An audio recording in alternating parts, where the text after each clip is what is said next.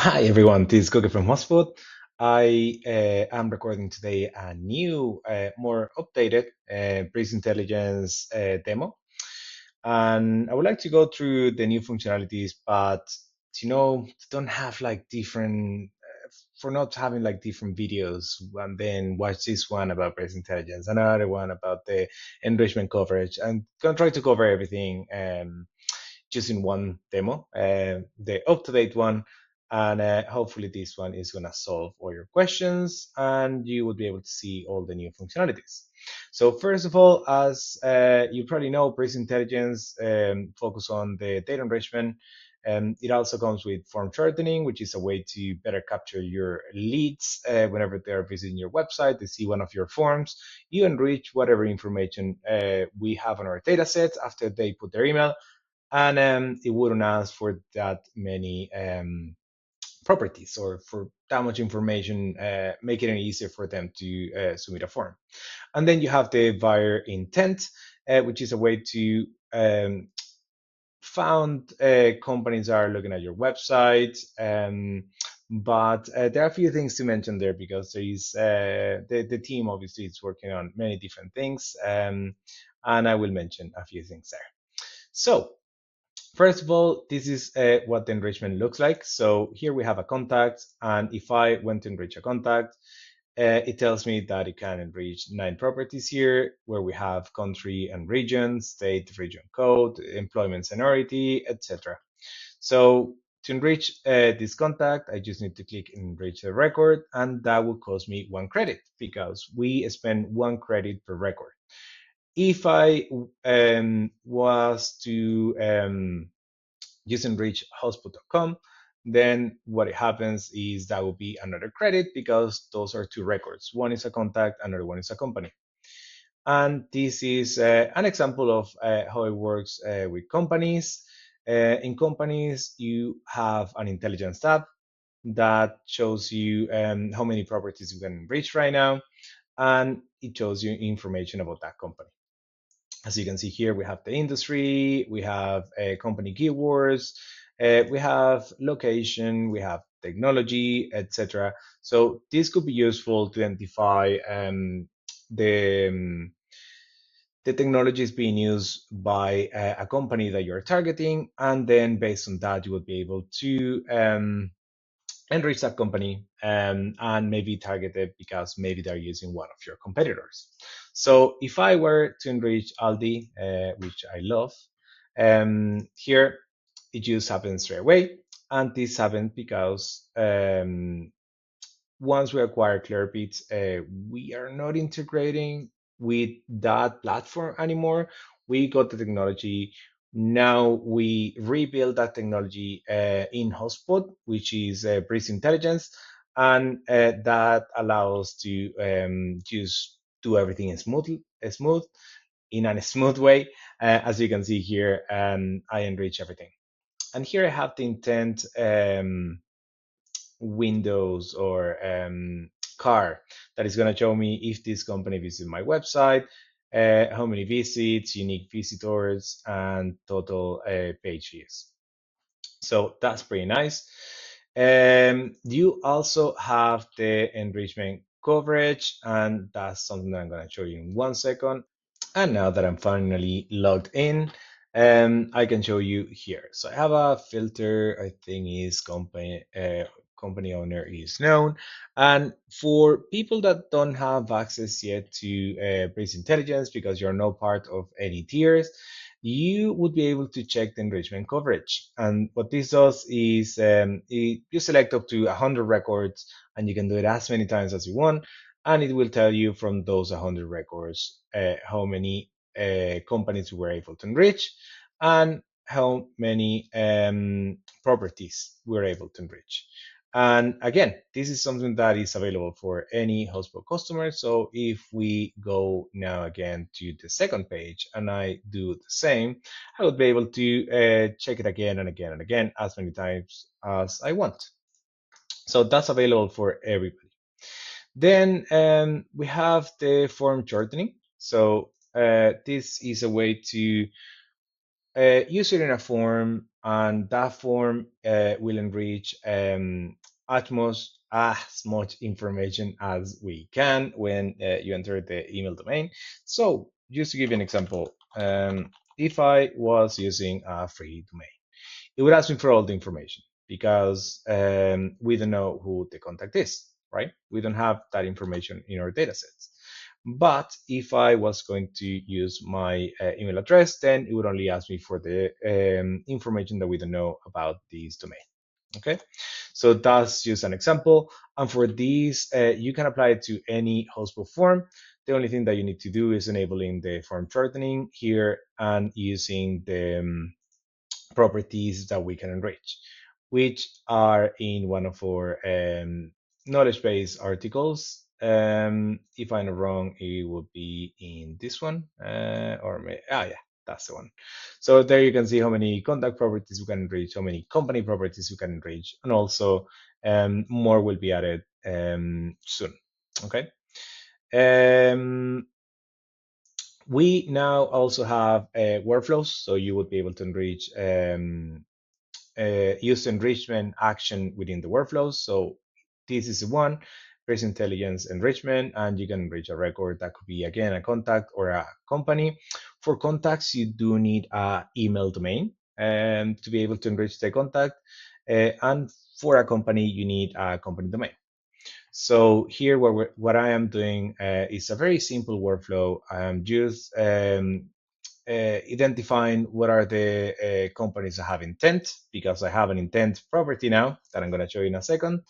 And if they show intent, I will enrich this company and assign it to an owner. If it doesn't have an owner, if it has an owner, I'm just going to send an internal email notification to that person to say, hey, this company is showing intent right now. And the intent is not going to be any page that they visit. It's going to be the pages that you set up as intent. Okay. And this brings me to the settings of the data enrichment or business intelligence. So we have, first of all, the settings here. This is to automatically enrich a new record. What this is going to do is whenever you add a contact or a company is going to get enriched, this is a little bit dangerous. My recommendation is, if you go for business intelligence, always turn this off unless that is actually the what you want it for. But if you want to do a little bit more, something a little bit more personalized, like, first of all, I'm going to choose what are the contacts and companies that are going to get enriched. My recommendation is turn this off, because if you do an import of, I know, 50,000 companies, then your credits are going to get expanded. Okay. Then we have the allow the manual enrichment, and this comes with users and permissions, because you can decide who are the users that have access to enrichment. So that can be controlled from the users and teams. And then this is something that I always recommend all my customers that go for business intelligence to turn on, because this is re-enrichment. And this is not going to cost you any credit after you've done at least one enrichment on that contact or that company. Whatever record you previously enriched, it's going to get re-enriched over and over again every time that we have more information about that record. And or data sets or database, however you want to call it, gets enriched on a daily basis. Every single day we are increasing, we're adding more data. So my recommendation would be have this enabled all the time. Okay. Then we have the buyer intent, and here we have a lot of new things. So hopefully this is not gonna kick me out. I already logged in, but let's see. Fingers crossed. So the buyer intent, this is what you used to have, and the target market, where you can set up your target market or even more than one target market. This is going to tell you how many companies that meet that criteria we have in our data sets right now for enrichment. So for example, if well, these are different accounts, so it doesn't let me. But if I was going to, let's say, focus on accounting, we have 122,000 companies to enrich in this industry. Then if I want to narrow this a little bit more, so let's say I normally work in the Netherlands, we have 1,900 companies here that we can enrich. nearly 2,000 companies. So once I create a target market, what I can do is I can use it. Um, and you're gonna see me jumping from one tab to another one here because this one is my demo account and I don't have any website connected there. But here I'm using BigLitic, which has a website, but I don't have the permissions to edit the target market. And then you have the intent criteria. And here we have a few new things. So for the intent criteria, you can select the pages that are important to you to know that companies that you have in the CRM and that you don't have in the CRM yet are visiting. So we have intent criteria here, and here's inclusion. So jumping again, because I can't edit anything there, you can select what are the pages that are going to be good to you for you to know. So here I have demo, I have price, and you can select or change or customize a filter to a minimum visits or visitors within a certain period of time. Then you have the exclusions. What is not important for me to know, like that image right there. Then we have the recommendations, and I'm jumping back in again because in the recommendations, it's going to be connected to AI in the background that is going to show you what are the pages that are converting the most, and you can decide to add those or exclude those from here. Um, and those are going to be added. But then you also have the intent criteria. And what this does is you give it a name, and that will create the property for intent criteria. So for intent. So any company that visit one of the intent pages, the ones that you added in the inclusion, are going to be labeled with this new property that is created, and you would be able to use it in automations like the one that I use here. You would be able to use it in reporting, and you would be able to use it in segmentations. So that is big, but then we also have two more things. So we have the auto adding companies to the CRM. And I'm going to jump in first into the companies because you're going to have to use these two based on a save view that you previously created. So again, going back to the companies, now I can see in this case, all the companies that are not in my CRM, and I'm going to move this a little bit to the side. So I can see here all the companies that are not in my CRM, and they visit my website. So if I click here, I can even expand a little bit more, and I can see what is the page that is showing intent. In my case, is a pricing page, and the last time that they visit, the pricing page was on January the 26th. Then I can see all the pages that they visit, so that can give me more information, and I can try to understand a little bit more the customer path, what they did.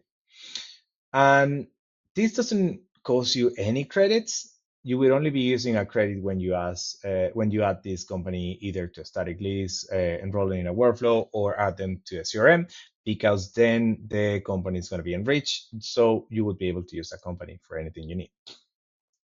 So those are the companies that are not in my CRM. And as you can see, it does allow you to filter a little bit more, and you can add a specific target market. So if I had a target market that I want to use, or a specific one that I want to use here, maybe airlines and accounting. No, there's none there. B2B, that definitely has one. So here I can see, okay, this is a new company that I don't have in the CRM that belongs to one of these target market that I set up, and has also intent. So you can also filter by the intent, by the way. So let's say this is what I want to save, and based on this, I want to auto add these companies or send an email to someone in HubSpot to tell them like there's a new company here. I can save this view, and I will use this here. So going a little bit back to the configuration of the buyer intent, I can use any of the save views.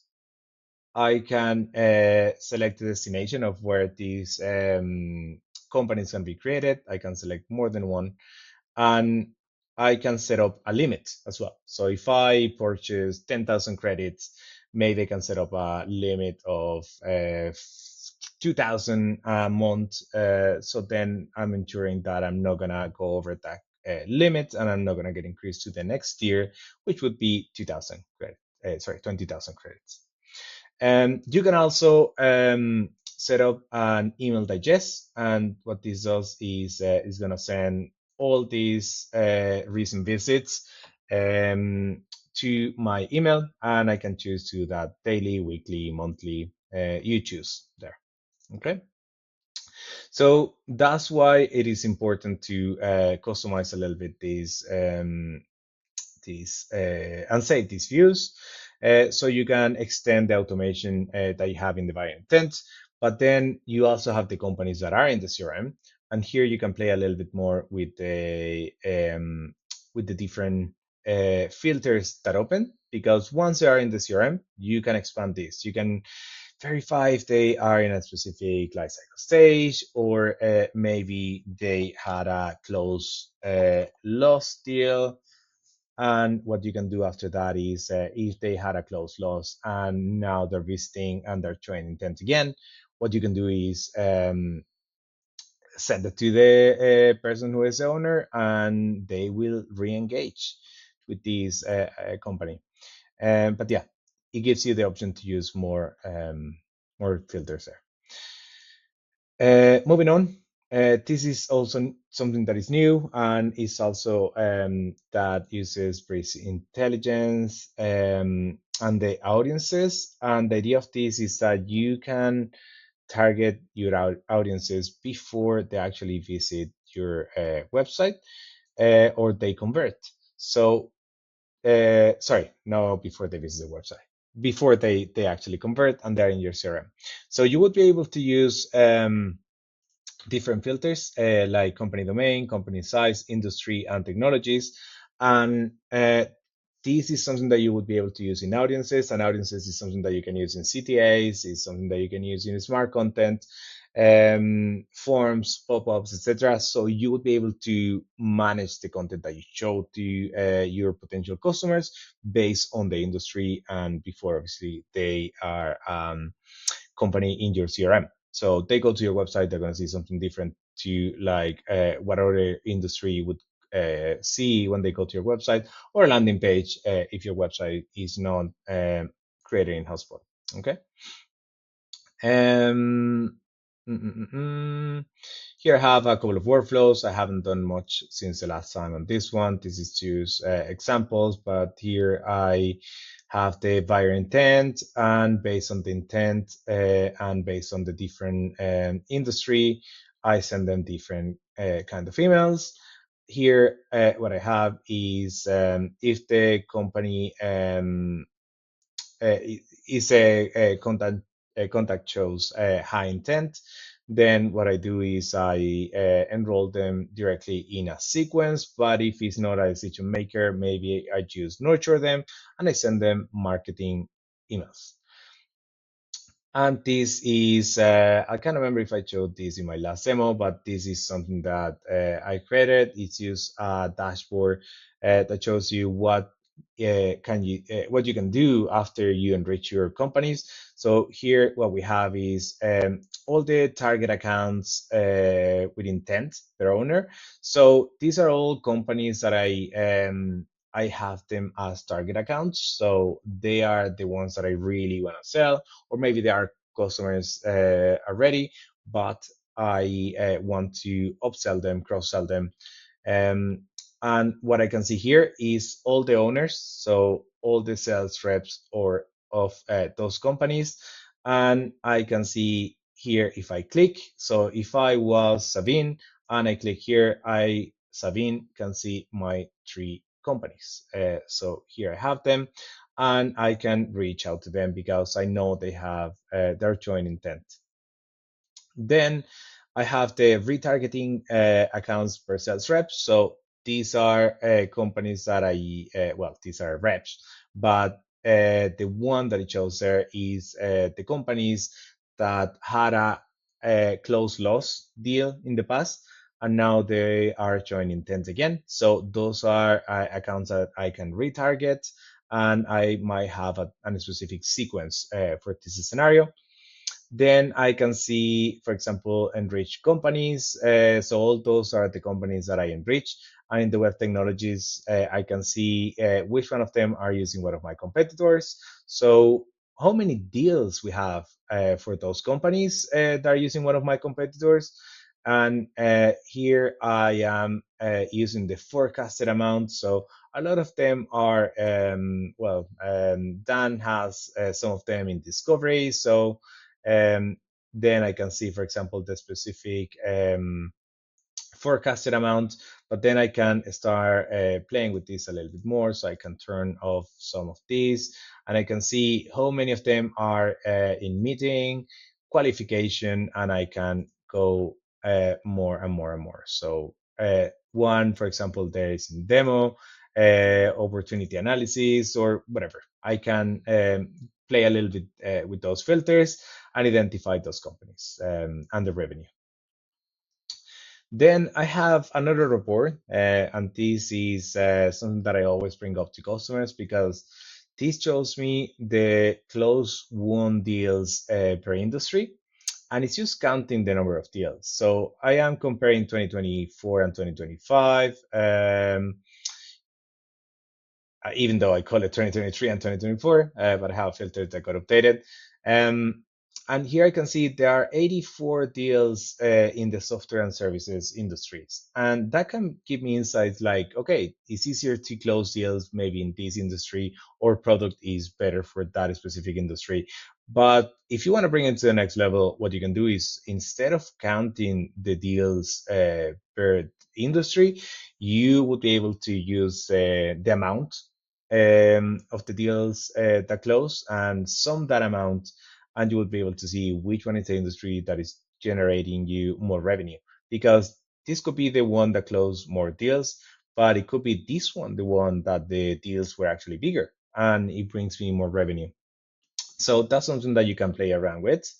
And then we have deal opens using by competitor, deals opens using by competitor, and then checking by HubSpot team. So this is by rep, this is by HubSpot team. But yeah, those are just a few examples on how you would be able to use that. But yeah, that is a few examples. Then I had a customer that asked me how they can use these with lead scoring. So in order to use lead scoring, the company must be in HubSpot, right? So you have to have it in your CRM. So you would be able to use things like the industry. Once a company is added in the CRM, if you want to use web technologies, is something that you can also use here. But then my recommendation would be what is valuable for you as a business to know about the potential closing of the deal based on this information. You have something like employee range that you can use. You would be able to use like the region, etc., on your leads scoring, and based on the lead scoring that you create, then you will be able to set up automation, for example. So I thought that I created another automation, but no. So if the fit score is greater than or equal than 50, what I can do here, if I want to bring it to the next level, I can create a deal straight away and assign it to the company owner. And I can, yeah, just have it there. Or I can also very easily set up internal communication, like send an internal email to someone to notify them, or create a task for the team to reach out. Something I haven't shown is in my previous demo is what is coming, what is in the roadmap for business intelligence. So there are a few things here that I would like to share. This is a Copilot and agent, and this is something, some misconception about the Breeze AI, Breeze Intelligence, and Breeze Agents. They're all different, by the way. Well, no, Breeze Intelligence is everything. Sorry, Breeze AI is everything included, but then you have the Breeze Agents, and you also have the Breeze Intelligence, which is enrichment part. So if we go to Breeze Intelligence, here we have some of the things. Recommended intent, we already got that one. Intent leveling, that is something that the team is working on. Action-based signal, that is something that is going to be available as well. The team is working on that. As you can see, there are a few things here. Target account integration, new intent types. And about these new intent types, I need to mention that the team is working on something. There's a private beta about these, and hopefully that's going to move soon to public beta. But it's about being able to identify the companies that are looking at your website, sorry, researching keywords similar to what you provide without even actually going to your website, visiting your website at all, and you will be able to identify those before they visit your website. So that's going to be big. I'm looking forward to see that one. But yeah, those are just a few examples. So hopefully these give you more information about Brace Intelligence, clarify questions that you might have, but also we have launched these case studies recently as well about Breeze customer success stories, where you can see customers using Breeze AI, including Breeze Intelligence. Okay, have a nice day. Bye bye.